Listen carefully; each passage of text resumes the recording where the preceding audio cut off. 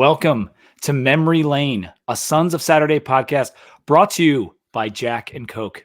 That's right. There's a new sponsor on the podcast, and we're going to talk a little bit more about Jack and Coke later on. I'm sure a lot of our listeners are familiar, but you'll notice I also didn't say too deep. I said memory lane because we are going to go back in the history books a little bit tonight while also mixing in some of the 2024 Hokies. So my name is Pete B, and I got my panel here tonight because when you're trying to rank the best individual Hokie seasons, which is what we're going to do, you can't put that all on one brain. You need to spread it out among multiple people. Spread the blame, really, is what I'm trying to do here. So welcome to the show, Sam Jesse, Robert Irby, and Brett Smith, our primary memory lane crew. Welcome, fellas. Glad to be here. I'm shocked you didn't say too deep. I would have said too deep. So credit to you. I had it written down. I got a little bit of a script here just to start so I don't screw things up. But yeah, like I said, we're specifically going to get into the top 10 best individual VT seasons of all time. And a lot of this stuff is going to be statistically based. But before we started, Irby, you also said vibes based, right? Yeah, I mean, it's like a healthy blend. You know, you need your stats, you need your vibes. Like sometimes a guy's going to put up raw numbers, but if the team went, 5-7 that year, cough, Don Strock, cough, it's, you got to have both. It's just like the Heisman voting, right? Like guys who go 6-6 aren't usually considered for the Heisman. And this is not the Heisman. It's our best seasons ever, but record will factor in, how many games they played will factor into some of these season stat totals and that kind of thing. So I'm really excited to do that. And then we're going to talk about the players on our current team that might be able to crack this top 10 if they have a spectacular 2024. Let's do a couple of news and notes before we get into the top 10. The AP poll is out, fellas. We were not in it. Just 2 spots out, 27th in terms of receiving votes, if you want to go there. It was UGA at number 1, Ohio State, Oregon, Texas, and Bama. It's kind of interesting to see Bama still, without the GOAT, still in that top 5. What did you think about that? The top 5 and just the top 25 in general, Sam? Yeah, so it turns out Alabama still has really good players. I looked at SEC win totals today, and they could easily go 10-2 this year. Like, they're still very good. I thought it was interesting. I think there is kind of a hodgepodge of teams from like number 15 to number 30 isn't that much of a difference here. And I think it's going to make for a really interesting season, especially because if you look at the schedules, there's no way every team in that top 12 makes it to the college football playoff. A lot of them play each other multiple times. So it's going to be a really interesting season. The Hokies are outside the top 25. Iowa State, a team that's gotten a lot of hype, is on the outside of the top 25. And then you have a team like NC State just cracking it. So I think there are some playoff dark horses that are right around that 25 to 30 range. And I also think there are some teams in that top 10 that they could go 8-4 pretty easily. You look at teams like LSU. Ole Miss has a bit of more of a favorable schedule. Any team in the SEC with that schedules. Yeah, I mean, it's going to be a really interesting year. And I think that AP poll, credit to them, because it's anybody's guess this year. Yeah, it really is. I did notice that we had 4 teams from the ACC inside the poll. FSU at 10, Clemson at 14, Miami at 19, a little bit lower than a lot of other preseason prognostications, magazines, whatever. And then NC State, like you said, just cracking in there at 24. But there are 3 ACC teams just outside. You got Louisville 26, Virginia Tech 27, and SMU 29. Rob, are you feeling strong about what the ACC could do this year? We really need to take advantage of some of these out-of-conference games. Yeah, it's kind of wild. I actually do really love the ACC this year. I think that, to Sam's point, like if you look at, I don't know, with the college football playoff, that maybe first 5-6-ish teams are set, but I think it's a perfect year for it to be the first year with 12 because there's going to be so many teams fighting for those last 6-ish spots. And a lot of them are going to be in the ACC. I think that whether the hope is realistic or not, I think that there's a lot of ACC teams that think, hey, if we win 10 or 11 games, we can realistically do this. Yeah. And yeah, SMU, Louisville, I mean, you've probably got 7 teams in the ACC that believe, well, I'm sure every team believes, but realistically could be that dark horse. Yeah, and if they I don't know if start Wake off- Forest believes. Actually, they might just be Yeah. just get going for the degree. You know. if they start off strong too at a conference, a lot of these teams, like, could we see something where, like in baseball, we'll have 7 teams ranked at a time? That seems very unlikely with football. You'd have to have like more or less 6 undefeated teams and 1 with 1 loss, but that would be really interesting. I also noticed, Brett, Colorado got 1 point in the receiving vote, 1 vote, I guess it is, and that would be 1 number 25 vote, as opposed to what they had in NCAA football, CFB 25, I should say. They were number 16. Do you think it's right that they are out of a poll, or do you think they should have been in the AP poll? Yeah, I think the jig's up over there already, personally. I'm not, starting off so strong last year, I thought I was going to eat my crow like crazy because I'm not a big believer of what's happening there. I think they have really good players. I think Shedeur Sanders is great. Obviously, Travis Hunter is probably a top 5 pick. I mean, there's no doubt about that, but you can't just build a team with no continuity. He's basically like playing NCAA. Is like exactly how he's playing real college football like NCAA. And that's just not going to fly. And I think people picked up on that. And the interviews leading into the season have been quite interesting. I think Dion is actually feeling pressure for once in his life, and he's not in control of the situation. And it's honestly really shown already. So they have a tough schedule. So it'll be interesting to see what they do this year. Yeah, I kind of agree with you. There was some cracking maybe from Dion over the past couple weeks. Commentary, he's definitely feeling the pressure, and he knows that they're the Super Bowl for every team. He talked about my wins are different than your wins, that kind of stuff. But anyway, enough Colorado talk, enough AP poll talk. We had 3 Hokies that made the Freaks list. I talked a little bit about this with Rich when we were talking to Dax, but Copeland, Tootin, and Felton all made the Freaks list. Last year, we had Kelly Lawson on there. He's not on the list, but Copeland seems like a given with the way he was in the weight room. Everyone saw the squat record, but Tootin and Felton getting on there is pretty cool. And last year, when we were leading into the season, I wasn't so sure what Felton would be, but then people started talking about his height and his speed. And that's a guy that this year, that if we're looking at the short list of guys who might be able to get in a top 10 season, he would be on the list. Don't you think, Sam? Yeah. I mean, we're going to go over some of these stats, and it's going to be difficult because there's so many offensive weapons, and you're going to have to spread the ball around. And I think in modern football, you don't have as much of a workhorse running back. You don't have just like an X and a Y out there playing wide receiver. Like, you're going to go 4 wide, you're going to go 5 wide. You're going to cycle guys at tight end.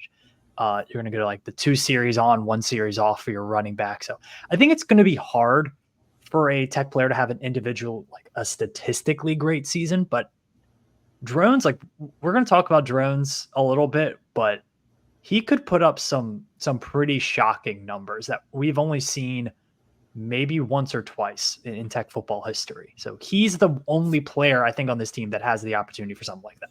Speaking of Kyron Drones, did you guys see the line for him at Fan Day last Friday? Oh God. I mean, it was like a Disney World line. It was wrapping through the Beamer barn. And it's funny too, because they did like a little video where they're asking people, who's your favorite player? And the amount of people that said Drones, it's the quarterback by default just gets so much love. I'm not saying he's not a good player, but to me, like, if you think about MVP of last season, like, I almost think it's Tootin. Like, I know Drones, like, he was a huge part of it, but it's just funny how much more people are like, Drones is my favorite player. It's like that QB love, Rob. I just feel like that's what people want to root for. Yeah. I mean, it's the most fun. It's the most fun position. It's the star of the team. I personally am a running back guy. Like, I find something just aesthetically pleasing about a guy just getting the ball and running through some people. You'll see that reflected in my top 10 list. So nice. That Fan Day looked great, and we're getting lots of camp notes too. And that's something that we're going to get more into the camp notes, because I want to get to these lists pretty much right now.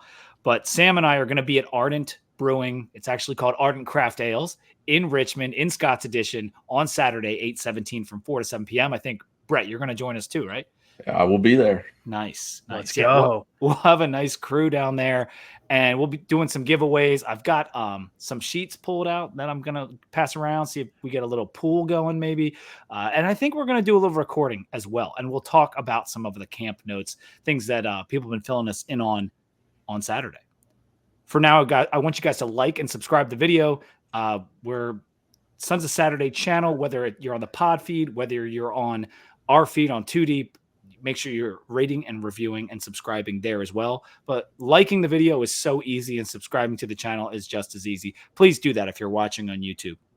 All right, setting the field. I asked each of these guys to rank their top 10 individual Hokie seasons, and I compiled them into a composite top 10, and I included my own top 10 as well.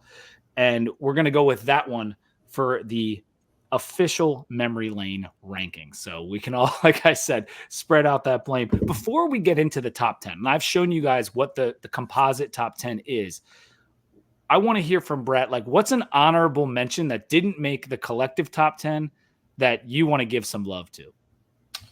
Yeah, I would say, I mean, for me, it was tough. I think if people we're going to hear my list a little bit. I mean, I was all over the defense, and I really like stuck to my guns with the All-American thing. Like, not necessarily, yeah, you'll see now it's some crazy picks. For me, I really fought for, I think, like guys like Cody Grimm. I think he had a crazy year his last year. I mean, honestly, I also look at it as how important these guys were to the team. I know we focused on stats, and that was the point. But to me, I kind of was like, if we didn't have this player on this team that year, what would have happened? And that defense without Cody Grimm in the whip position would have collapsed. It would have collapsed in my opinion. There was nobody behind him. Everybody was worried about when he would get hurt. They're like, oh my God, is Cody Grimm hurt? And he would just get up and he'd keep going. Honestly, top 3 toughest players in Tech history. I'll say that right now. I mean, he was just built to play football, like, and just built to hit people. So for me, I think Cody Grimm's 09 season's up there, just because how important he was to that team. And then I'll stick my head out there. I got Brandon Flowers on there twice. He's the only person to go back to back outside of Bruce Smith, which was in the 80s. For All-American? For All-American. And he also had good stats to back it up. I mean, he had a really, really strong year. 2 years. And he was a force to be reckoned with. I also noticed you had Xavier Adibi as your number 3 guy. And something that's interesting about Brett's list, if you're looking at it, there's no Bruce Smith and there's no Michael Vick. And Brett was quote unquote, those are too obvious. So I did. Yeah, I was like, I may have missed the intention a little bit on this. I was thinking like what our collective list would be at the end. And I was like, well, there's going to be some obvious ones like Bruce Smith, Michael Vick, like those are all there. I guess to give it. So I wanted to go to bat for some guys that we might not have thought of, just to get some discourse going is really kind of what I thought about. J-Ron Hosley is another guy that had an insane year, led the nation in picks, was great punt returner. So he, kind of like an all-around guy. He was really, really good for us. So yeah, he was great. Yeah, we got Stephen A. Brett Smith over here. Yeah, I kind of want Stephen A. on this for sure. Sam, did you have any honorable mentions you wanted to get to? My number 11 was Corey Moore, 99. And I wanted to put him in there because statistically, All-American team lead, like, he was insane. But I talked to you guys a little bit, and we'll leave it for the show. But I think some game script stuff happened in 99, and there was also the level of competition that Tech played a lot in 99 that explained some of those seasons. Yeah, you're not going to do the thing that Jason Henderson got exploited for today, are you? Yeah, the Jason Henderson in inflated tackle numbers. Boy, we need actual football so bad, fellas. Yeah, for real. And another guy who I really wanted to put on here, but I couldn't. Guys like Eddie Royal, guys like Isaiah Ford, guys like Cam Phillips, some of these wide receivers that had really good careers. They had good seasons, but they never had seasons that were better than some of the running back seasons that we had at Virginia Tech. And so for me, if I were to go to like 15, I think I would have definitely Corey Moore would be up there. But then I would also throw guys like, Cam Phillips, Isaiah Ford, Eddie Royal. Those guys had really good seasons. Danny Cole had some awesome seasons too. Like some of those wide receivers who nationally didn't put up huge numbers, but in the terms of Virginia Tech wide receivers did put up big numbers. And I want to make sure the listeners know Corey Moore is in the top 10. It might not be in Sam's top 10, but the collective top 10, he is up there. And I wanted to ask Rob, before I give a couple of my honorable mentions, guys who didn't make our final top 10, but you feel very strongly about. Yeah, I think the toughest one for me to leave off was Kevin Jones. That 03 season that he put up, I mean, it over 1,600 yards. That was one of those seasons that we mentioned earlier where it's stats versus vibes. And as great as Kevin Jones was that season, that 03 team collectively was pretty disappointing. And it's hard to tie. I mean, I guess Bruce Smith could be an outlier in that, but I mean, you just had to put him on there anyway. But otherwise, if you look at these seasons that I listed, like they're all pretty solid Tech seasons. And then honestly, there were a lot of running backs: Lee Suggs, Darren Evans, Khalil Herbert. Herbert averaged 7.5 yards per carry. Most in school history. Yeah. And there's just so many great running backs in Tech history that it's hard to leave them off. Yeah, I agree with you. So one of my guys that's not on our top 10 list, but was on mine at number 3 was Cornell Brown. I actually led my list with 3 defensive players from the older days. And Cornell Brown in 1995, over 100 tackles, 25 tackles for loss, 14 sacks, and on Hokiesports.com, listed with 48 hurries. Was there some home cooking with that number? Maybe, but that's what it is. And it is outrageous. And that year for him, he was a menace. I mean, he stuffed the stat sheet and he was so good. The defense itself was very good as the season wore on. And so I had to put Cornell Brown and shout him out first. And then Andre Davis, 1999, 9 touchdowns, which stands tied for second in Tech history for a wide receiver, 962 yards, just under that 1,000-yard mark, but 27.5 yards per catch. Like that, he only had 35 receptions. He almost had 1,000 yards.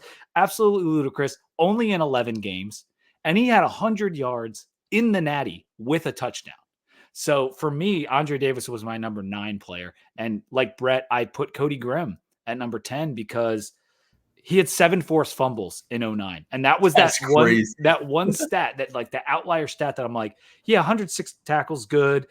4 sacks, 9 hurries. That's all really good. 9 pass breakups or 5 pass breakups, but 7 forced fumbles. Think about the impact on games that has. Exactly. Like it's so impressive. So those are some of my guys. Does anyone else want to shout out a couple guys that didn't make the top 10 before we get there? I think we covered it. Okay. Just making sure. Vince Hall was one that I just felt like. Yep. I'll talk about Vince Hall a little bit. Brett had him on his list, I think. There are the Don Strocks, and I don't want to like leave guys out. So at the end, I'm going to talk about some of the other greats.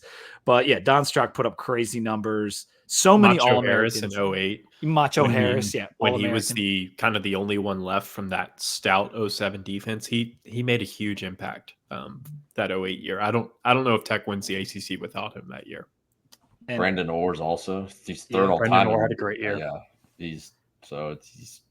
And shout out to some of the offensive linemen. You know, Irby put Jake Grove in his number 10 spot, and that guy was an absolute mauler and won the Remington Trophy and maybe another trophy, unanimous All-American. One of 4 unanimous All-Americans ever in Tech history. Yeah, so got to shout out some of the O-linemen because they don't put up the stats to really kind of be a part of this list. It's a real challenge because we're not breaking down film on this, but you know, a lot of those linemen, Engelberger, J.C. Price, Tapp, Derek Smith, Bill Kennedy, Matt Lear, David Pugh. There's so many All-Americans that Tech has had on the lines. Some of those guys didn't make the cut. All right, so without further ado, let's get to our number 6 through 10 guys here for top individual Hokie seasons. Number 10, Isaiah Ford slips in there, beats out Andre Davis, beats out a number of other guys, including Kevin Jones, 03. But Isaiah Ford's 2015. Who wants to tell us a little bit about that year? I'll go. I'll real quick because he was in mine. And I know Sam was kind of like iffy on, the Isaiah Ford, Cam Phillips, but kind of like that era, the Fuente receiver era, compared to the running backs of the Beamer era, which definitely is kind of like picking favorite child. But Isaiah Ford, I mean, you got to think about the 2015 team as well. Beamer's last year. I mean, that team overall was not that great, but for him to have almost 1,200 yards receiving in that season is pretty crazy. With Michael Brewer, who played like half injured all the time. Yeah. So it's like, basically Isaiah Ford was out there, and it wasn't deep balls. Isaiah Ford was out there. I remember specifically in the bowl game against Tulsa when he had like 200 something receiving yards, or maybe it was like right cusping at 200. I mean, he basically was just out there dogging people left and right. And everybody was like, whoa, this guy is like for real. So, that's for him to do that in that season, I think was pretty special. Yeah, he really got that stat boost in that final game, didn't he? Yeah, no, he did. He definitely wouldn't have crossed. I don't think he would have crossed 1,000 yards for that game. I could be wrong, but yeah, he was at 1,164. So I think he had 200 yards that game. So he may have not gotten that. You're correct. I also think that that touchdown against UVA, right in front of the hill, that was awesome. I think there's like at least one really good picture from that, because that, like, the pictures you see from that game are like Bud Foster kissing Beamer at the end of the game, and then Chuck Clark's interception. But you don't see that Isaiah Ford touchdown that one tech the game, pretty much like put him in front of the lead. It was in front of the hill. It was just like, it's one of those plays that's not really iconic, but it probably should be. And for me, that's like a moment in that era of Virginia Tech, and probably the play of the season, to be honest with you. That ended in a win. And he had maybe the best hands of any receiver we've ever had. We've had a lot of good receivers, but his hands were so soft he could make the craziest catches. I think there was one against Duke that was absolutely preposterous down in the end zone. But yeah, 11 touchdowns for Isaiah Ford, most in school history, most yards in a season in school history, 75 receptions, which is second most receptions, only behind himself, right? So he had 79 the other year. Really fantastic year in 2015. Number 9 is Lee Suggs in the year 2000. Robert, you're a running back guy, as you said earlier. These numbers are crazy. They are. And this was another one that I really should have thought harder about putting on my list. But I think what set Lee Suggs apart that year, Chiron Stiff was gone. So it was just him. And B, Michael Vick, people forget, maybe the biggest what if in Virginia Tech history is what if Michael Vick doesn't sprain his ankle right before the Miami game. But because of that, he had to shoulder the load of the offense for a good while. So, I mean, I just pulled up his touchdown numbers, 27. That's insane. Yeah, just an awesome year. When the team really needed it. Touchdowns, 28. And that's a really good point too, because this is part of it, right? Like an excellent season, a season that he did have to, put the team on his back for a little bit there. 1,200 rush yards is the reason that he's not higher, is because that total maybe isn't as high, but the 27 rushing and 28 total touchdowns and 5.4 yards per carry, just ridiculous from him. Number 8, I'm going to go to Brett for this one. Jimmy Williams, 2005. What do you have to say about that 2005 season for Jimmy Williams? So here's the thing about that season for Jimmy Williams. His stats weren't as good, you can say, on paper as his previous 2 seasons. But what people might forget is Jimmy Williams was a safety when he came to Virginia Tech. He played safety the 2003-2004 season. He was obviously for the inaugural ACC championship for Virginia Tech. He won it that year, and he was very important to that squad. But over spring ball, we were very thin at defensive cornerback, both sides. And basically, Bud Foster was like, we're taking the best player on the field, and we're putting him at quarterback. So Jimmy Williams moved to quarterback, and he was a unanimous All-American, which is pretty crazy to think to move. I don't know. Personally, I've watched a lot of college football. You don't just switch positions, even defensive backs, and do that. I mean, like I said, I think he had over 100 tackles at safety, and he maybe got to, I think, 85 or somewhere in that range. And there, I don't have stat for me right now. But he, again, I went to bat for him big time when we put our list in, just because it's just what he did is so impressive. The fact that he was able to still dominate, be the best, really the best cornerback and one of the best cornerbacks in the country, switching to that position with the little practice. Yeah. And, he's the only cornerback on this list. Yeah, which is another testament to him. We had a lot of great quarterbacks, Right. and for Virginia Tech, and for him to do it for one season, be an unanimous All-American, and be on this list. If you were going by, like, because you can't argue with unanimous All-American, and that's one of the things that I kept coming back to with him getting on this list, because his 04 in terms of statistics was better, but Far you better. throw in how good that 2005 season was. I know we won a championship in 04 as well, but both those seasons were very good seasons. The defense was tremendous, and he stepped up where the team needed him. And so, like, that, all that put together, I think he's very deserving of being on the list. Like a J-Ron Hosley, who you also had on your list, like 9 interceptions is crazy.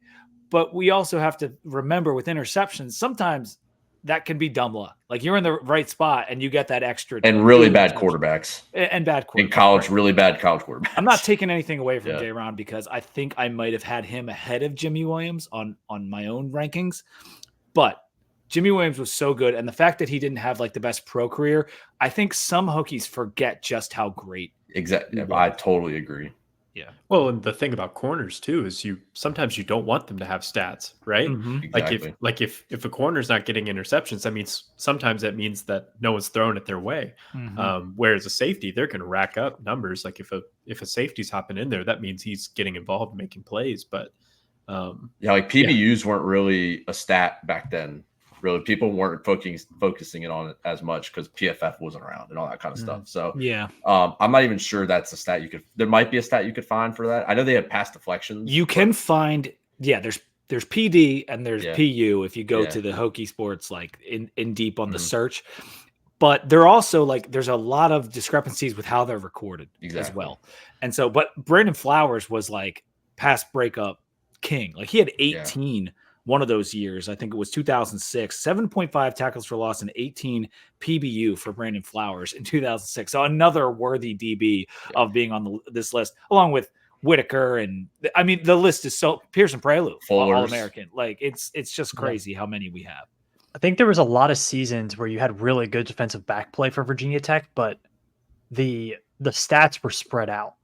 You had a lot of seasons where you had 4 or 5 guys with multiple interceptions. Mm-hmm. Or, you had a bunch of corners who like, maybe he made a lot of tackles. Like, I believe it was Kendall Fuller had a year where he was like, it looked like he was all over the field, stat stuff. And you look back and it's like, oh, he didn't have a ton of interceptions, didn't have a ton of tackles. He just made a lot of great plays. And for me, it was really tough to differentiate a lot of these Virginia Tech defensive backs, which was a good problem to have because they had that many really solid players. Yeah, and Kendall had an All-American season, and as well as Kyle. So it's so difficult, and a lot of unfortunately, even though my list I did start with 3 defensive players, some of this stuff does skew offensive because they accumulate statistics. But let's get to number 7 because this guy accumulated more rushing yards than anyone in Virginia Tech history. David Wilson's 2011 season, a season where we won 11 games, had a chance to win a 12. I felt played well enough to win a 12 against Michigan in the Sugar Bowl, but it didn't happen. Sam, what did David Wilson do in 2011? How did you see that season? What does it mean to you? I mean, one of the most electric players in Virginia Tech history. I'll probably might be second to that guy whose picture is shown right there. And if you're listening only, I think you can guess who I'm talking about. Over 1,700 rushing yards is unbelievable. 1,709 rushing yards on 290 carries. He also had 129 receiving yards, and then he had 415 kick return yards. I think he would be higher on this list, only had 10 total touchdowns. Yep. And I think if he was a little bit more of a goal line back, I think he could have had Heisman numbers if he would have been more of the goal line back for Virginia Tech, but he just wasn't.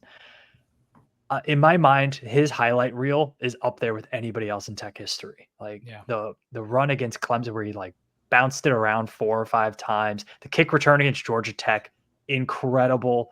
That wasn't in 2011, but still, you get my point. Yeah, the NC State one too. Exactly. Not 2011, but like there's so many plays that he made, and his balance was really just incredible. So for me, with Wilson, yes, the most rushing yards in school history. I think I had at least Suggs ahead of him. Or no, he wasn't even in my top 10. David Wilson wasn't, because he played 14 games and because he had a lot of fumbles that year. I know that like that's kind of messed up to bring up, but hey, we're doing this. Don Strock had 27 interceptions one year. That's why he's not on this list. And David Wilson had a lot of fumbles, and he played an extra game, and particularly a couple extra games if you go back to Lee Suggs. And so that factored into my decision making, putting a guy like Suggs or even a Kevin Jones ahead of him. But great season from David Wilson. Really fun player to watch. And you're right, Sam. We just didn't give him the touches around the goal line. And if we did, maybe he just didn't get in, or he got down to the 1 or whatever. So we didn't have the touchdown numbers. But we had a future NFL tight end playing quarterback. So it was pretty easy to just have him, QB sneak it up the middle. I'll never forget that Georgia Tech game where we just kept running QB sneak and he kept getting like 10 yards. Yeah. Oh, I mean, David Wilson had 175 yards in that game, so don't feel too bad for him. Well, that's true. Yeah. That's a great point. Georgia Tech couldn't stop the run at all. Logan Thomas had 11 rushing touchdowns in 2011. So there's David Wilson's at least 5 or 6 touchdowns went to Logan Thomas. And this is a little bit anecdotal from this, but one of my previous coworkers, diehard New York Jets fan, when you met them, obviously I was a big Hokie fan, talking about that. He brought up to me, he was like, dude, David Wilson, all of my friends, I remember him getting drafted, first round guy, end of the first round. We were so excited for him. Everyone loved him. Like, he was going to be a star in the NFL. Had a pretty bad injury that ended his career. But David Wilson is a guy who, like, ACC Offensive Player of the Year in 2011, first round draft pick. He was a huge fantasy football guy. Like, he was about to be a god in fantasy football. Career got cut short because of injury. Like, he was really close to being one of the biggest stars in Tech football history since Michael Vick. Yeah, I mean, I remember him taking him in the first round of my fantasy draft that year. The year he got hurt, he was doing backflips every time he scored a touchdown. Kept getting fined by the NFL. Just an awesome guy. And would the Giants have drafted Saquon Barkley? Who knows? And friend of the program, David Wilson. That's right. That's great guy. We've gotten a chance to meet him a couple times over the last couple of years at the Spring Jam, and he is fun to hang out with. Let's say that. All right. Number 6 on our top 10 individual Hokie seasons. Everyone knows this gentleman, Michael Vick, 1999. And you could make a case his 2000 season was almost as good, but we went to the national championship in 1999. And it's funny with Vick, like, you have to put him on this list because of what he meant to the team and how well the team played. But the statistics compared to today's quarterbacks are pretty pedestrian. Rob, do you want to fill us a little in on what he did that year? Yeah, and I mean, Michael Vick, I think this is one of those vibes picks, not necessarily a statistical pick, like you said. I think he's more of a highlight reel kind of quarterback, and that's okay. Like, he did what Tech needed him to do, and what was that? I mean, it was put up 40.5 against some terrible defenses, hand the ball off to Shyron Stith a lot, hit Andre Davis on the play action, have some scrambles, and then take a seat about midway through the third quarter every week, And so his stats aren't going to be crazy. He still was a Heisman finalist as a freshman. Yeah. When no freshman had won the Heisman yet.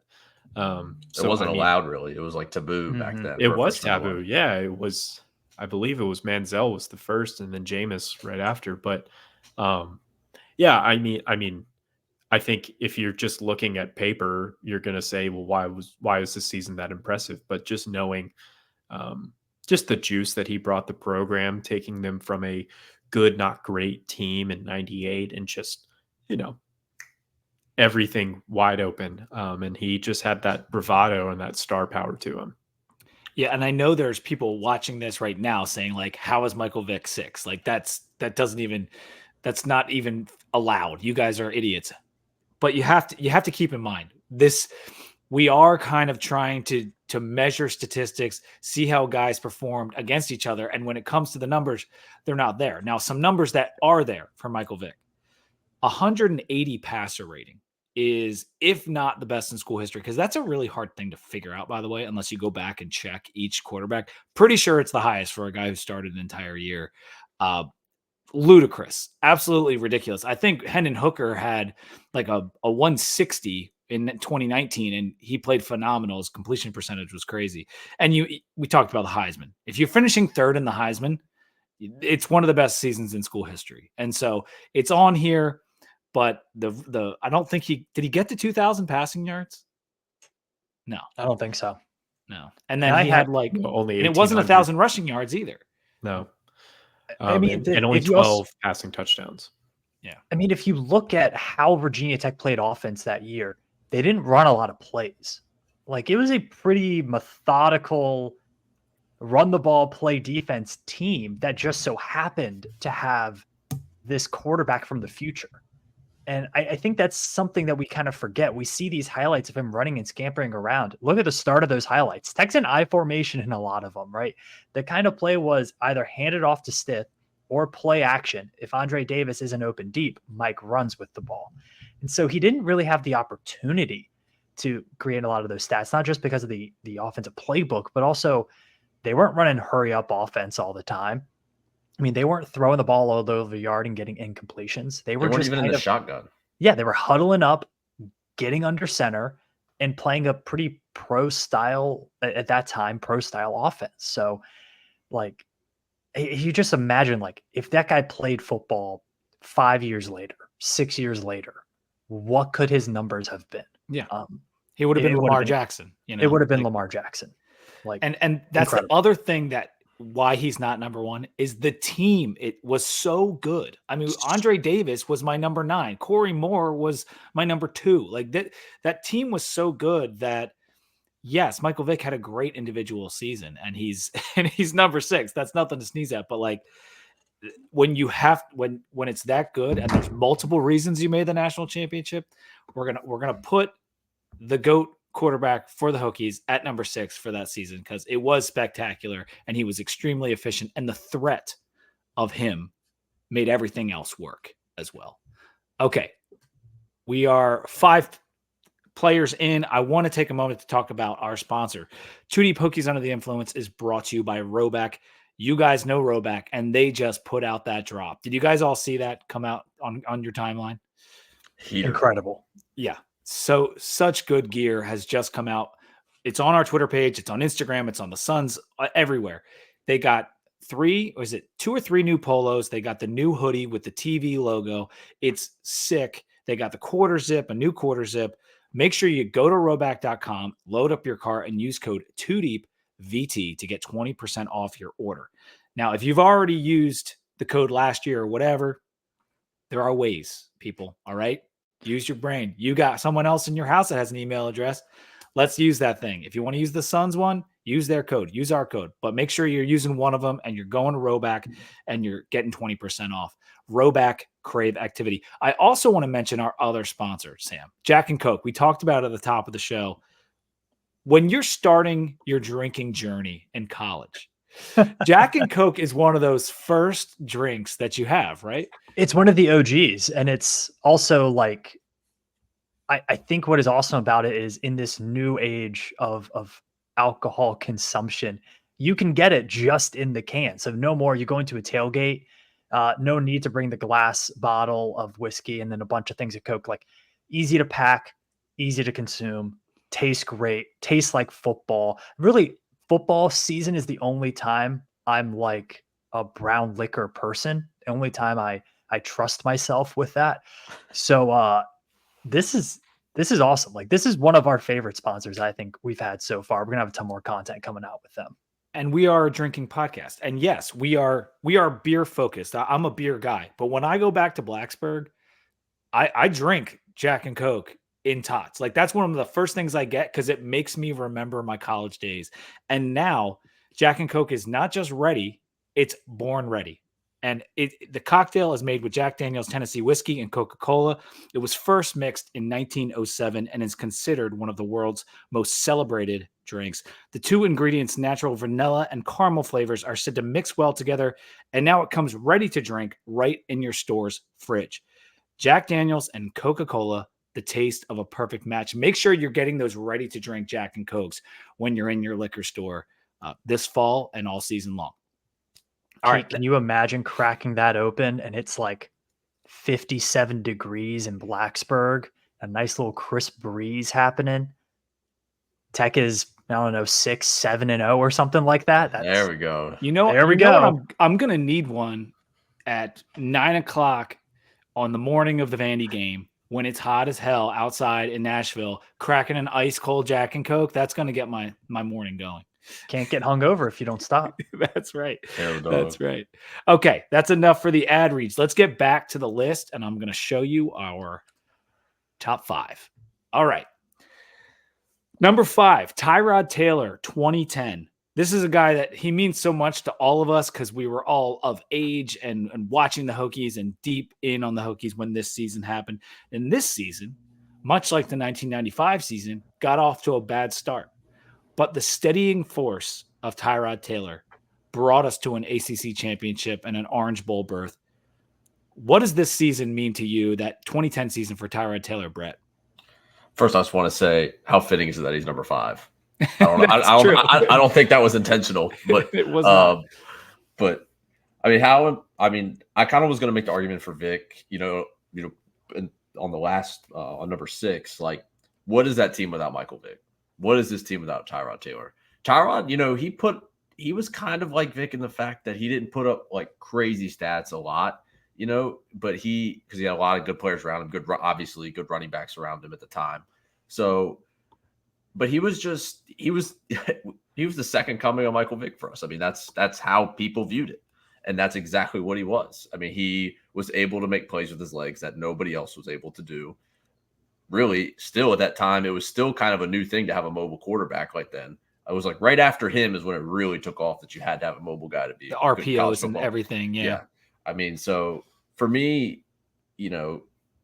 without him, even though with off the rocky start, there wasn't a person I didn't trust. There wasn't a person I couldn't trust more than Tyrod to at least turn the season around. Losing to JMU at home, I was like, especially we were still going on our 10 wins a season streak. It was everybody thought it was like definitely over. Lose to JMU, it's like, oh, we're gonna win like maybe 8 games. But for him to lead the team and rattle off 10 in a row to get go and win an ACC championship was that's impressive in itself on top of his stats. I'll remember the play I remember the most that season was in the ACC championship. We took the go-ahead lead to go up by just over 2 scores. When he goes and he's running right towards the end zone and he just like stops. And then the guy just falls right in front of him and he just like walks 2 steps in that white uniform.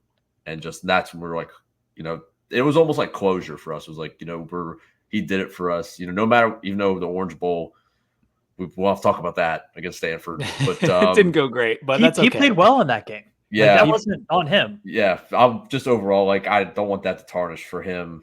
But, it felt like closure on that last game for a lot of fans. It felt like the chapter ended the way it should have. Winning that ACC title against Florida State was so special and was one of the best games when we did our best games bracket. It was such an awesome game, and Tyrod was key. And we're talking about 2,700 passing yards, almost 700 rushing yards, 29 total touchdowns, just 5 interceptions.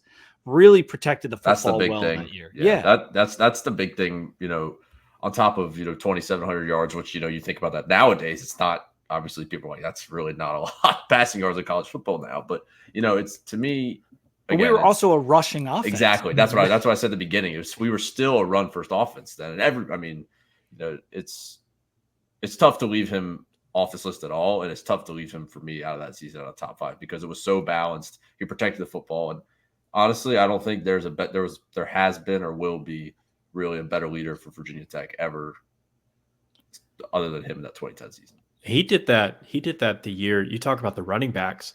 This was the one year that Darren Evans, Ryan Williams, and David Wilson were all healthy. That is insane. Josh Oglesby was RB4. Yeah. Like, that's insane. I know. So to put up those numbers, it's why he's on this list. That's why Tyrod is number 5. Let's get to number 4. Ryan Williams, 2009. For me, this was the best running back season that Virginia Tech ever had. I had this ahead of David Wilson. I had it ahead of Kevin Jones. And the reason being 1,655 yards, second most. It was the most at the time in one season. And David played an extra game. So if you're going on a yards per game basis, Ryan Williams gets the nod there. 21 rushing touchdowns as well. Like, Sam, to go over 20 rush TDs, that doesn't happen for too many running backs in college football every year. It doesn't. And something else impressive about him is he did not have a bad game. He had every single game in that season. He was great. Even the game against Alabama, he had 71 yards and 2 touchdowns. And then he had 2 receptions for 42 yards. And wasn't he a redshirt freshman? Redshirt freshman year. Yep. And he absolutely balled out. I really do think we forget how good he was that year. Just sensational. I'm not sure that we do. I don't think we do. I think maybe Hokienation might. Hokienation does. He was absolutely ridiculous. I went to the Alabama game that we nearly won in Atlanta, and that was his first game, and it was like, oh my God, this guy's incredible. Yeah, 5.6 yards per carry is very, very good considering we have 293 carries. He just had some phenomenal games against NC State. He had 4 touchdowns against UVA. He had 4 touchdowns.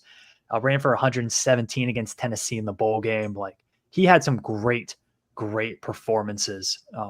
Very, very deserving of this number 4 spot.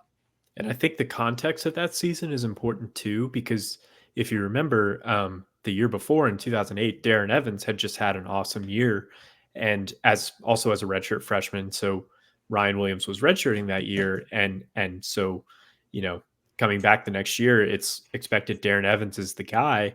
And I have this vivid memory in my head, and this was back when Twitter didn't exist, so you got your local Hokie news from the Roanoke Times. And I remember one morning, my dad, like, getting my attention and holding up the front page of the sports section of the Roanoke Times, and the headline said Evans out for season, because Darren Evans had just torn his ACL, and we're all like, oh crap, like, we thought we were going to be great this year and our guy's gone, like, what are we going to do now? And in comes Ryan Williams, and he, I mean, exceeded expectations exponentially. Yeah, to rely on a redshirt freshman, we had to. That was the thing. I mean, I think David Wilson in school yet? He might have been. He was a true freshman. Okay, true freshman. And so we're relying on a redshirt freshman and a true freshman, and Ryan Williams stepped up to the plate. He had 1 receiving touchdown.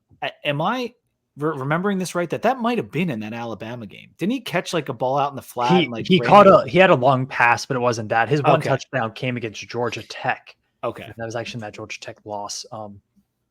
That was a weird season too, because obviously Bama was Bama, and what are you going to do about that? Tech played admirably, did their best, but they had that bad 2-week span against Georgia Tech, and they lost on a Thursday night at Georgia Tech, and then they lost to Carolina.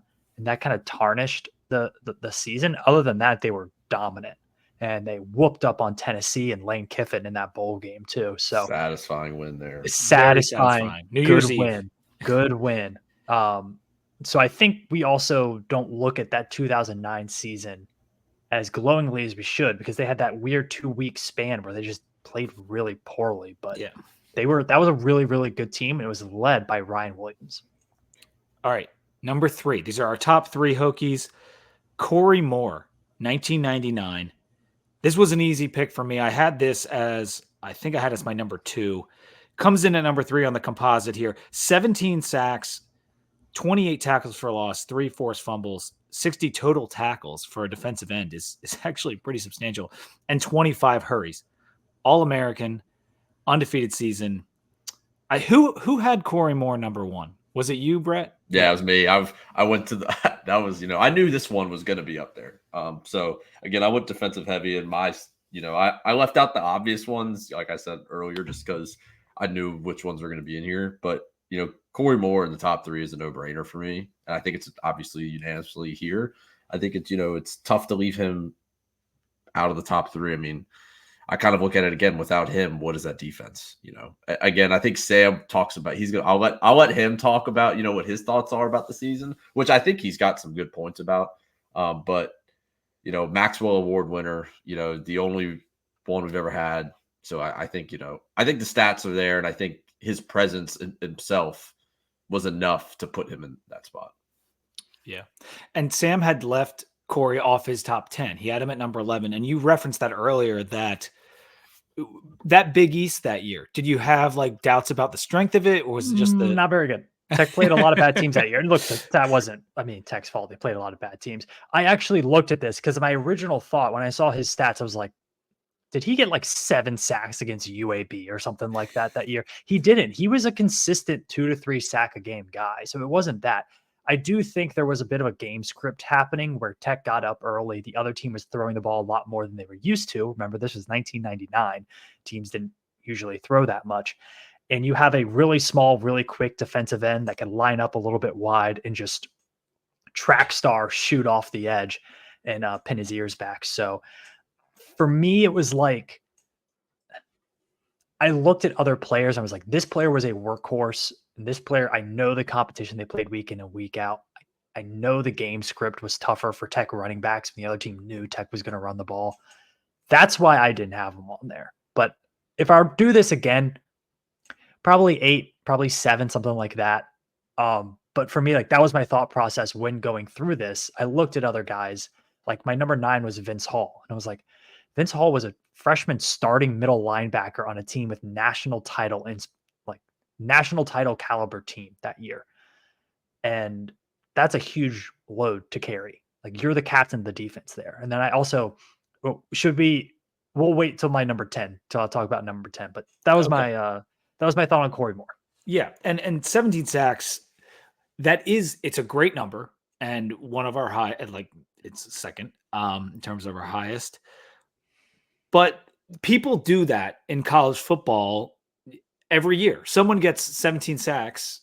Like, someone in college football gets that every year. I'm not diminishing Corey Moore. I thought it was the second best season we ever had.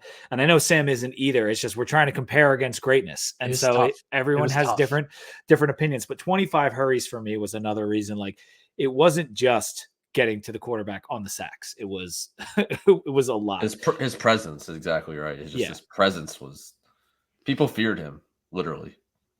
And like we said with Vick, the team was very good across that line, the front 7 and everything. And so that could be a reason that maybe you drop Corey, because there's other people taking attention away. But what a phenomenal year. Hall of Famer, college football Hall of Famer, Corey Moore. Mm-hmm. So pretty badass.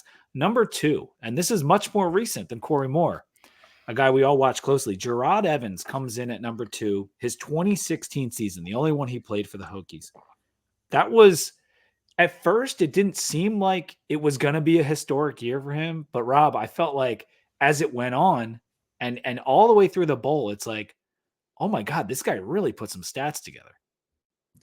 Yeah, don't forget, like, going into that season, I think people knew that he had come in and was his transfer coming in with the new coach. But, I think the consensus was that Brendan Motley was going to be the guy for his senior year. And so this guy, Gerard Evans, comes out of seemingly nowhere and is awesome.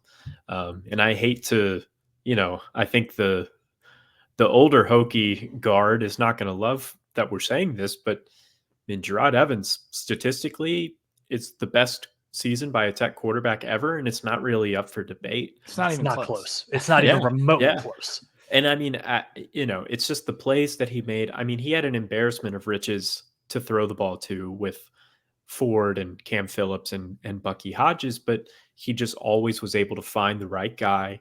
And he was never the most imposing type of quarterback. Like, he was a little bigger, but not super fast, and didn't have the strongest arm, but just was so good at making decisions and could make really good cuts and jukes. Like, I remember that run that he had, I think it was against ECU that year. Oh, yeah, like 70, it was like a 75 He juked yarder. like 7 guys. Yeah. Yeah.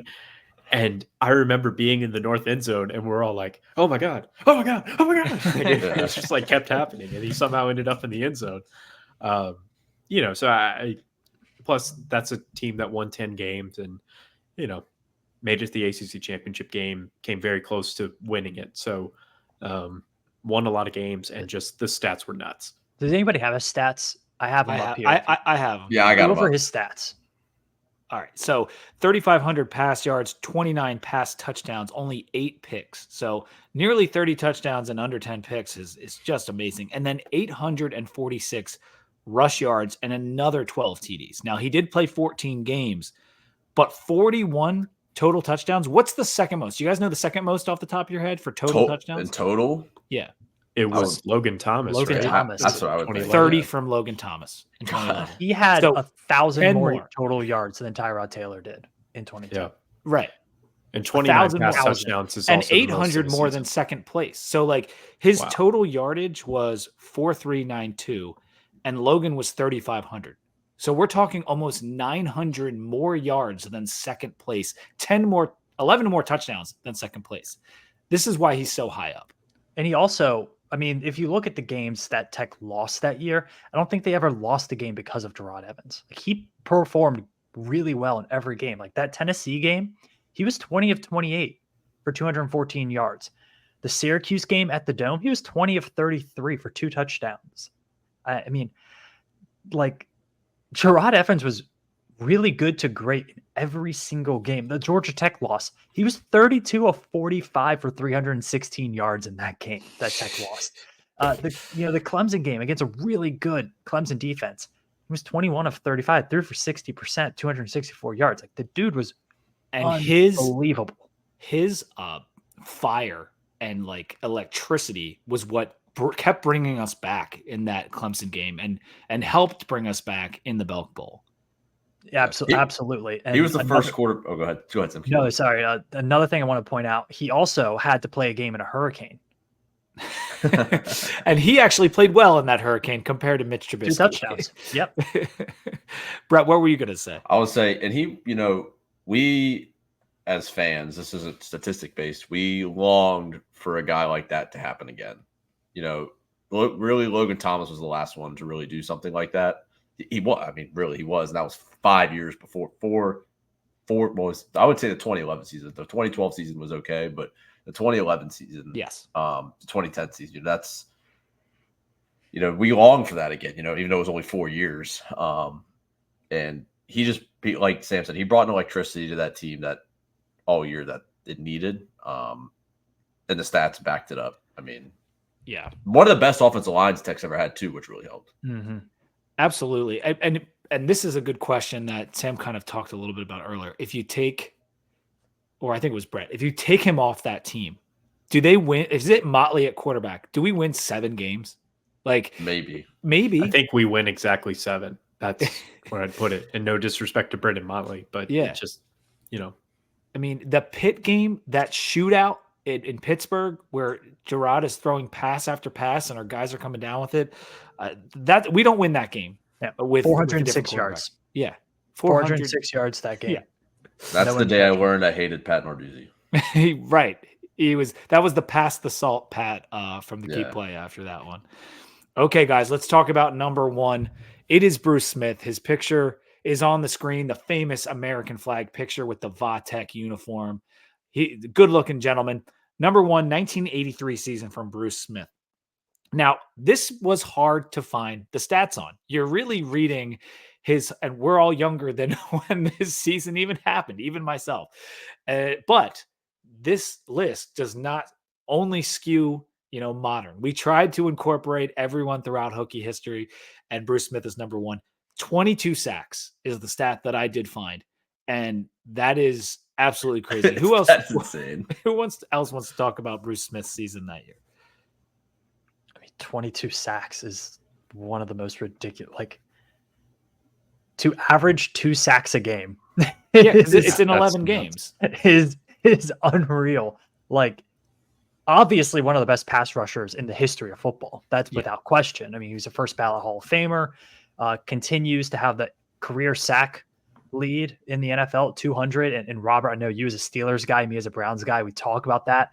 Doing the math, like that's not getting broken anytime soon.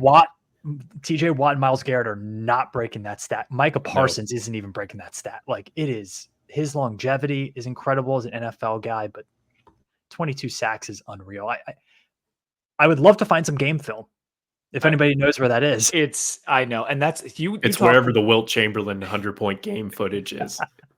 You talked about the strength of schedule with the 99 team. Well, don't look at that year, Sam, because the team went 9-2. But I'll say this, that defense was dominant, absolutely dominant. And Bruce Smith was the best player on it. And there wasn't so much around him. If you kind of look back, 9-2, it was a good season. They actually, I don't think they went to a bowl because there were so few bowls back then, but we didn't go 9-2 very often. Like Virginia Tech had no history, no pedigree, and he willed us to 9-2. That defense had 4 shutouts that season. VMI, Louisville, Richmond, and UVA. We beat UVA 48-0. And so that side of the ball, the sack numbers, the only game that we gave up more than 13 points was William and Mary, and that's because we won 59-21. I mean, that defense was just absolutely lights out. And when you're a Hall of Famer and you put up a number in 22 sacks, that how often do you think that happens in college football? Do you guys know? It's got to be like maybe once every I'll look it up 8 to 10 years. It hasn't happened in 20 years. Wow. Like the last guy that hit 20 was Elvis Dumerville in 2005. Wow, that's really so interesting. Like how many did like Khalil Mack have at Buffalo? I want to say like 18 or 19. Yeah. But like there's a bunch of guys crazy. in that range, but like, and again, we're talking about stat keeping, but this is the stat we have, and this is what we're going off of. And he was the number 1 freaking overall pick. So I buy the stats, and that it just, that number is like virtually unbreakable. It just doesn't happen. Well, I mean, that was before. So I looked it up here on Sports Reference, and they only have it since 2005. Yeah, I'm looking at it. Same thing too. But that's 20 years this season. But and yes, there's no one that's at Elvis 22. Dumerville had 20. Yeah. Yeah, I mean, that's an absurd stat. So we're talking about a once in a generation statistical performance on, at that time, if not the best team ever for Tech, probably the best team ever in 1983, up to that point. And so he's got to be number 1 in my book. And he's been such a good Hokie over the years as well.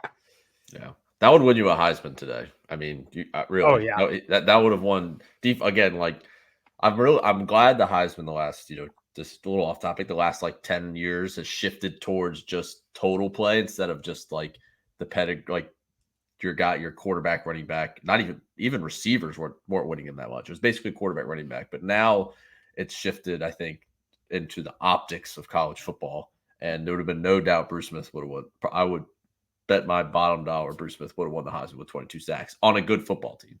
Yeah. If you had a 9-2 team or a 9-3 team played in your conference championship, the 22 sack guy's gonna be in New York and might very well win the Heisman. So Sam, we talked about your number 10 spot earlier. Do you want to tell people what it is? Okay, hear me out. I put Sam Rogers 2016 up there, and here's why. Okay. What position did Sam Rogers play? Fullback-ish, right? Yes. Every on position. a spread offense that threw the ball a ton, right? We saw that with Gerard Evans. Mm-hmm. He had 283 rushing yards as a fullback, was over 4 yards per carry. He had over 300 receiving yards, 12.5 yards per reception, 4 receiving touchdowns, 2 rushing touchdowns. Did throw for a touchdown against Miami. He also had 15 yards and a kick return. But what he meant to that team, like he was the heart and soul of that team. And he did so many things for that team. He was a blocker. He was a tight end. He was a running back. Like he did so many roles and he did them so well against high level competition. I think it was like 2015 and 2016, Sam Rogers was one of the most unique athletes that we've seen at Virginia Tech because he wasn't that great of an athlete, but he's juking Eli Apple out of his socks. He's diving for touchdowns against Arkansas. He ran for 105 against UVA on his senior day and just 15 carries. Like, for me, like, I don't think we'll ever see a Sam Rogers again. The definition of grit. We'll never see that. Yes. And I think like Dalton Keene kind of came close, but Dalton Keene was more like pure tight end. I don't know if we ever see a fullback at Virginia Tech again. And I don't think, and if we do, it'll never be as productive as Sam Rogers was. No one could defend him. The only player you could watch now similar in all of football is Kyle Juszczyk for San Francisco 49ers. Yep. That's the only player you could watch that has a similar to it. Yeah. I mean, and if you look at the games that Tech lost that season, like the Tennessee game, like he played well in that Tennessee game. The Syracuse game, they didn't get a reception to him. That probably would have helped. The Georgia Tech game, he didn't get any carries. Like, Tech won games because of Sam Rogers at points in 2016. And to do that as a fullback is crazy. When we were going into each week and they do like the little features or the guys in the booth are talking about the game, Sam Rogers always came up because the other coaches were talking about him and how we might, the pop pass. Do you remember those plays? Like, he was in on all these kind of cool plays and was a freaking walk-on that earned himself a scholarship, like one of the hardest working guys. And another cool nugget about Sam Rogers, his last game on senior day was his best game. Like, he went over 100 yards. And I just remember watching him scoring touchdown and just like, this is magical. Like, this is what a cool story. It was like very Rudy-esque. Yeah. So for me, it was just what he meant to that team was worthy of putting him up here, and what he meant to that program in the transition from Beamer to Fuente. All right, we're going to switch gears. Brett, your number 10 played a different position. Tell us about your number 10. He's the kicker, Chris Kinzer. For those who don't know, probably nobody knows who he is. That, is not from that, let's say, is new to Virginia Tech. You just in the last 10, 15 years. I actually talked to my dad about this, and he's a few times. And we talked about, when he was in school, my dad was in school from 84 to 89, and Tech football was really bad then. Right at the end of Bruce Smith, it was kind of a lull, and Chris Kinzer was like the shining light in those seasons because he won them the only bowl game in those seasons against NC State in 1986.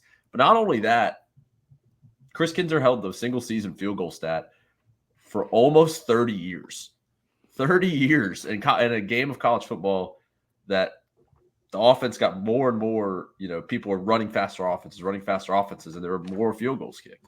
And it was tied by Shane Graham in 98, so that was 12 years later. But Joey Slye broke it in 2015 with only 23. I mean, he still almost didn't get it. And then Dustin Keys broke it. Actually, I'm sorry, not for 30 years. Dustin Keys broke it in 2008. So he held on for 22 years, but still. Yeah, I mean, that's pretty good. And he did make an All-American team, didn't he? Yes, yeah, he was All-American. I mean, though, for him to go to the Peach Bowl at the time and beat like what people would consider like a regional rival and some pretty dark years, that was like the only good season. People were like pretty stoked. I mean, that was pretty awesome. Yeah, no, that's kind of the fun part about this is squeezing someone in there so we can talk about them and make people aware on memory lane of some of these guys that played for us. And because of the numbers Don Strock put up in 1972, I just want to bring this up. He threw for 3,200 pass yards in 11 games. And that number, the passing yards, was broken by Gerard Evans. But we're talking about 40 years later it took to break Don Strock's record. Now, he threw a lot of interceptions and he threw the ball a lot and mistakes were made. But that passing number, we were throwing for less than 1,000 yards per season before Don Strock got into school. And then he threw for like 2,500 and then 3,200. So it was a major tectonic shift and something that just needs to be brought up. But if you're talking about the best Hokies in any given season of all time, we have to mention Frank Loria 2 times, whether it was 66 or 67. Carroll Dale, everyone knows that name if you go to the stadium, 1959. Bob Schweikert in 1964. And then you get a little bit more modern. I mentioned some of the offensive linemen. Did I mention Eugene Chung, 1991, first team All-American for him. So many amazing DBs that we alluded to a bunch of these guys, but a Ben Taylor in 2001, I think his numbers were absolutely crazy. Engelberger, 99. Engelberger, yeah. Engelberger was another one. J.C. Price. I think I mentioned him, but Jamil Smith and Willie Pyle. Gosh, the list is just Scott Hill and Rick Rosano. Those are the two guys that are tied for our most tackles ever. 177 tackles each for Rick Rosano and Scott Hill. Had to mention that as well. But what is the Rick Rosano Kentucky stat line? Didn't he have like a yeah, 7 tackles I don't or have it something? written down, but it was nuts. And I think that's all the honorable mentions I had. I hope I mentioned everybody.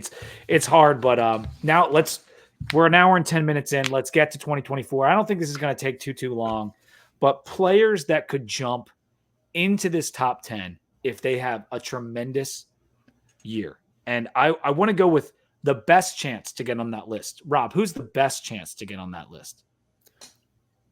So the best chance, I actually think this is kind of a hot take.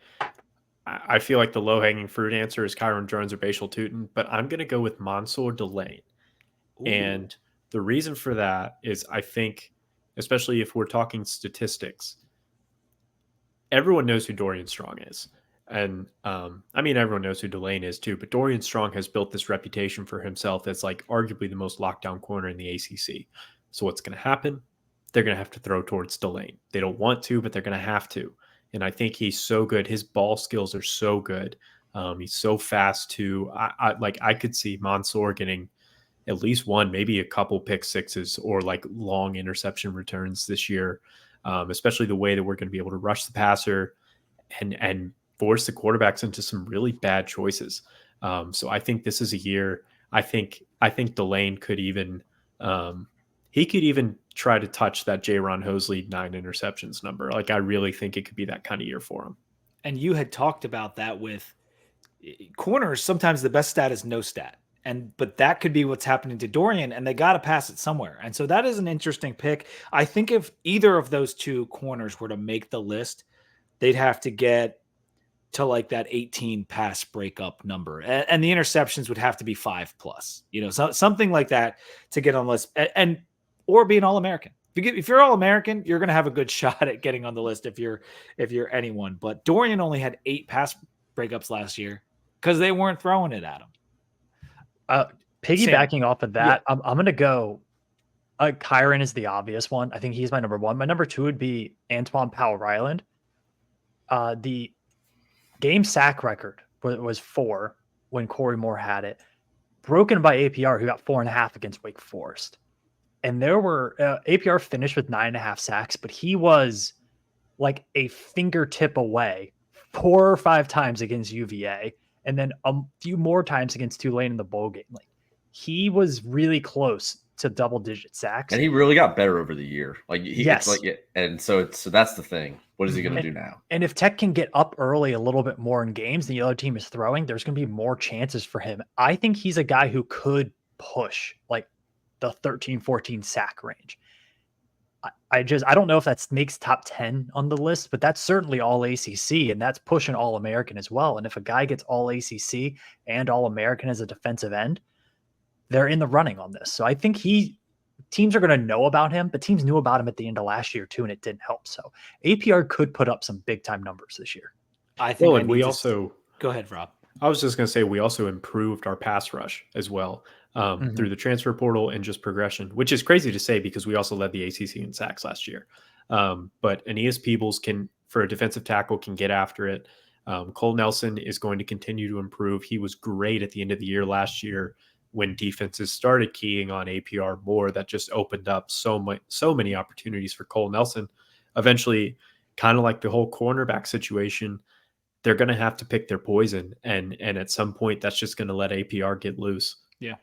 And I actually think the D-line is going to be better than last year's D-line. Like you said, sure. Because of progression and because I love Pollard and Kendricks, but I think the guys we brought in addition to keeping Fuga, like the DTs might be better. And the other guys have grown a year. So we brought in an all ACC guy. I mean, literally. I mean, it's true.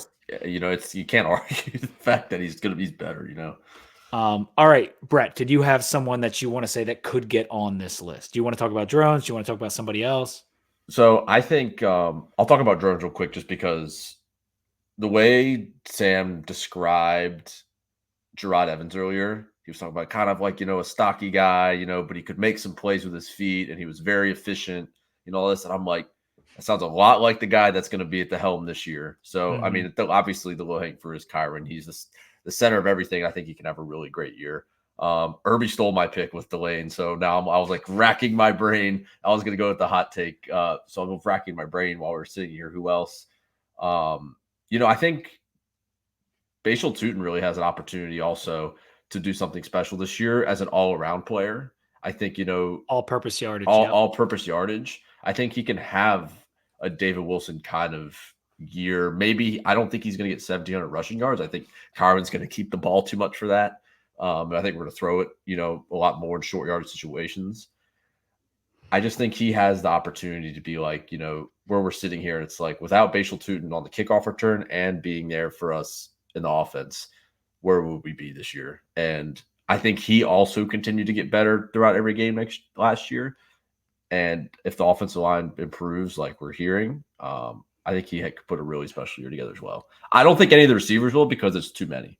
Yeah, I think they're all going to have like 600 to 800 yard years. It's hard to imagine any receiver getting the 12 touchdowns. Now, I think Jennings could do that, but you not only have to have the 12 touchdowns, you need to get to like the 900-yard mark, and that's going to be tough. A very hard challenge for the receivers. I was going to say Jennings just because I know that he's even said before, like his goal is to be Tech's second 1,000-yard receiver ever.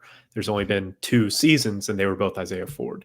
And I mean, I think he's fully capable. Again, it just depends on how many targets he gets. But if he does live up to that goal, and Kyron Jones is really like, you know what, I'm just going to throw it to this guy who can get open wherever he's lined up, and that's the skill set that Jennings has that sets him apart, and maybe an outside chance there. If Plus he the gets touchdowns, if he gets to 60 catches, 1,000 yards, and 12 TDs, I think he's on this list. For sure. Yeah, especially I mean, if you look at the ODU game, he was on pace for 24 touchdowns. So. Yeah. That's right. But back to Tootin, because I like that pick because last year he had 14 total TDs, including his kick returns. That was tied for 6th most in school history. He was also 6th most in school kick return yards in history. And so if he were to get from 14 touchdowns to 17 touchdowns and maybe go for 2,000 all-purpose yards, I know that sounds like a lot, but he had 1,600 last year. Like, David Wilson was like 2,300 yards. Okay, in that 2011 season.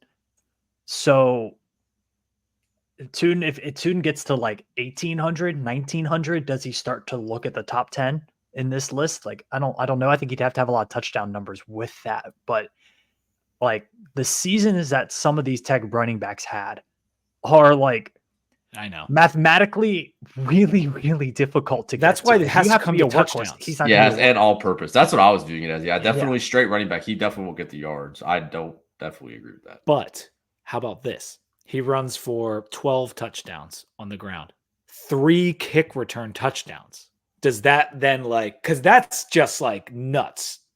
So that's where like the differentiation could come in. If he gets 3 kick return touchdowns, he's a kick return All-American. Right. Yeah. So and people, I mean, I don't know if they forget, but I keep telling myself he's a great pass catcher out of the backfield. Yeah. And so there's opportunities for him to get some touchdowns. If he was in an offense that had less weapons, like he would be doing crazy numbers. Imagine him on I don't know, like Auburn or Penn State, like one of these offenses that's gonna open it up and look really good, who doesn't have a lot of weapons around them. Like, he would put up Heisman numbers at Penn State. I mean, Texas could use him right now. That's for sure. Jeez, man. They're down to their last 5-star running back. Okay, so let's They seriously are. They had 3, now they're down to 1. Oh my God. Let's talk about drones. We all said it's a low-hanging fruit, but can he approach Gerard's number, either in total yards or touchdowns? Because I think 4,000 total yards is possible. But he's going to have to pass for over 3,000 yards for that to happen. What do you think, Rob? Yeah, I mean, if you look at his rushing stats, I mean, he started let's go to when I guess he ran for 74 and 75 yards in those first 2 starts. So he started 11 games and he ran for over 800 yards. Like, you pull that pace out, maybe you add a few more yards to that, and he's sniffing towards 1,000. I think those passing numbers, like you said, are going to have to improve. It is just so hard, I think, for all of these guys to project, like, because you talk about an embarrassment of riches. I mean, there's so many things that this offense can do. But I think if drones can get to that, like, at least 3,700 yard mark, I think maybe setting the bar at Gerard Evans is maybe too high. But like, let's talk about, can he get a Tyrod Taylor 2010 type season, win ACC Player of the Year, win 10 or 11 games, maybe win an ACC championship, fingers crossed, and get, what was the Tyrod touchdown number? It was something like, it was something 29. 29. Okay, if he hits 30 total touchdowns, like, I mean, he's in that list pretty comfortably, I would think. Yeah, I think he can have a Logan Thomas type year, like 2011. Yeah, I'm gonna, because of how much we're gonna run the ball with Tootin and with Thomas, I'd almost cap his total yardage possibility at like 3,700. Like, I don't think he'll have enough opportunities. And you know what? I hope he doesn't, because I hope in these first few games that his butt is on the bench in the fourth quarter. Well, so, that's Gerard, true like, too. played the whole time. And yeah, and that's another point on Vick that was made earlier, is that he was sitting. His numbers would have been better. They wouldn't have been Gerard, but they would have been better if he had to play in. He hurt his ankle in 99 as well too. It was the Grant Knoll. Yeah, he did that front flip into the end zone and rolled his ankle. Which he definitely could have scored without flipping. If you look at that highlight, it's it looks so cool. No, stop. It looks so cool, but he's like already at the goal line. I know. But yeah, I kind of agree with Sam. Awesome. However, the caveat to that is, if this offense is on the field more because the defense is better, is more explosive, Kyron gets to play 13 or 14 games, you start changing the math here a little bit, and you all of a sudden you could be at 4,000 with 35 plus touchdowns. And if he does that, if he gets to 35 touchdowns, he's probably on this list. I mean, he's probably in the top 10, almost definitely. So it's very exciting to look at. He had 22 touchdowns last year total, just so you know, in those 11 games more or less that he played, and only 3 picks. Can I end it with one fun hypothetical? Sure. If Michael Vick was the quarterback for the 2024 Hokies, would he possibly touch Caleb Williams' 2022 numbers? In 2022, Caleb Williams threw for over 4,500 yards and rushed for 380 yards. I mean, he'd break the Well, rush he's beating the hell out of that rush number, I can tell you that. Sure. But yeah, I think that it would be well over 4,000 in my opinion. Yeah, what was the pass number again? 4,537 passing yards, 67% completion percentage, 500 attempts. The completion 42 percentage, he's 42 touchdowns to 5 interceptions. Yeah.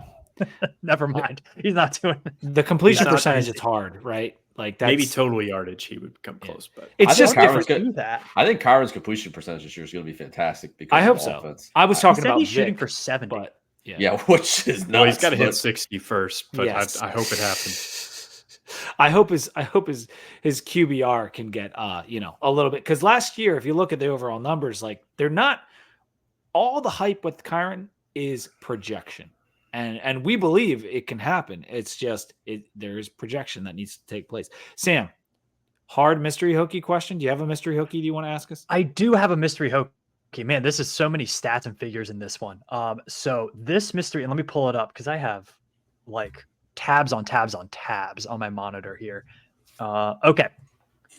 This is level hard, but everyone here knows the name pretty well. So this player, and for Brett Robert, if you don't know how the game works, I think of a mystery Hokie. I will tell you how many years they played at Virginia Tech, some of their stats, and their best game. I will not tell you the years they played, the position they played. And I'll also throw in a fun fact that might help you out.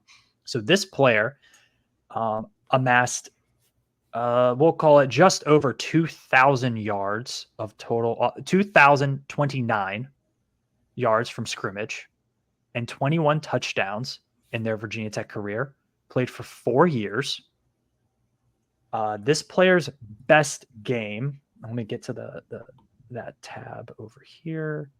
This player's best game came against Virginia, where they had 118 total yards and 3 touchdowns.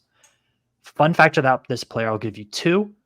One of them drafted in the 7th round of the NFL draft, and the other one bridged the gap between Big East and ACC.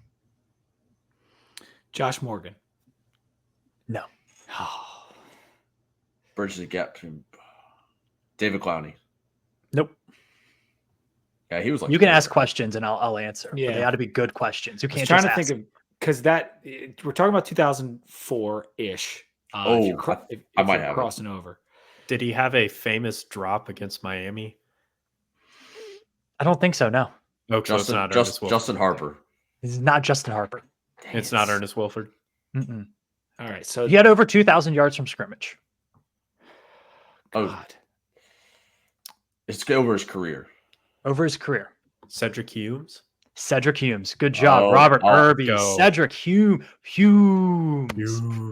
Yeah, I got fixated on the wideouts. Great I did pick. too. Great, Yeah, I did too. great call, Robert. Yeah, I mean, Hume. It's funny because after that string of running backs with KJ and Lee Suggs and all that, Humes and Emo weren't that elite level, but boy, did we use them a lot. I was between Cedric Humes and Mike Emo for who to choose tonight. Okay. Yeah, no, that's definitely a more obscure one, but yes, we are all familiar with the name. That is going to do it for this episode. I hope you guys enjoyed it.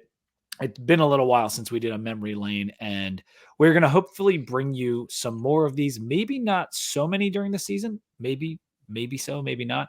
And then in the off season, we're hoping to get a few more memory lanes as we go forward with this kind of new leadership here. I hope Brett and Rob will kind of take the lead on some of our memory lane stuff. But this was a lot of fun, guys. And thank you for doing all the research tonight. Yeah, definitely, man. I had a blast. I love talking about Hokie football. Absolutely. And yeah, I was like earlier tonight, I was like, it'll be like an hour max. And now here we are at an hour and 27. So I won't keep anyone any longer. Make sure you're subscribed. Make sure you're rating and reviewing us on Spotify, Apple Podcasts. Subscribe to Too Deep. Subscribe to the Sons of Saturday feed, and make sure you're subscribed on YouTube. And if you want to come to the Richmond event, don't hesitate. Just come.